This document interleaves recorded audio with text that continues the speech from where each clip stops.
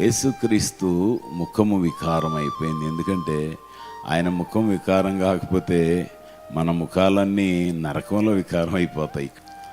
ఆయన ముఖం వికారం చేయబట్టడం ఎక్కడ ప్రారంభమైందంటే ముళ్ళ కిరీటం ఎప్పుడైతే కొట్టారో, ముందే ఉమ్ములు వస్తున్నారు, కొడుతున్నారు, కొంచెం పర్లేదు సంభవం, కానీ ఆ ముళ్ళ కిరీటం పెట్టారు.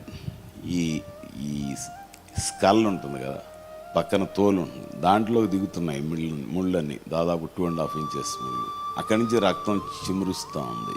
మీరు ఆలోచించండి, మనం కొంచెం ఎండగా ఉంటేనే తలబట్టుకుంటాం కదా, ఒక పక్కన ఎండ, దానికంటే ముందు ఉదయకాలం నుంచి ఈయనకేం కొట్టారు, ముళ్ళ కిరీటం పెట్టారు.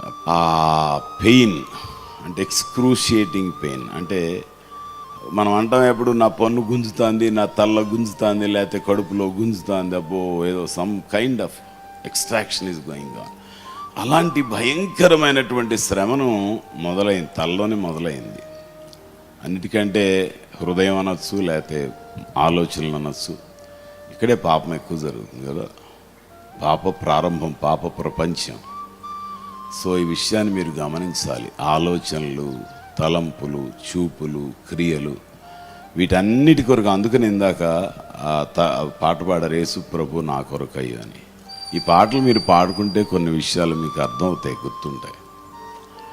సో ముఖము వికారమైపోయింది. He was డిఫేస్డ్. ఎందుకని?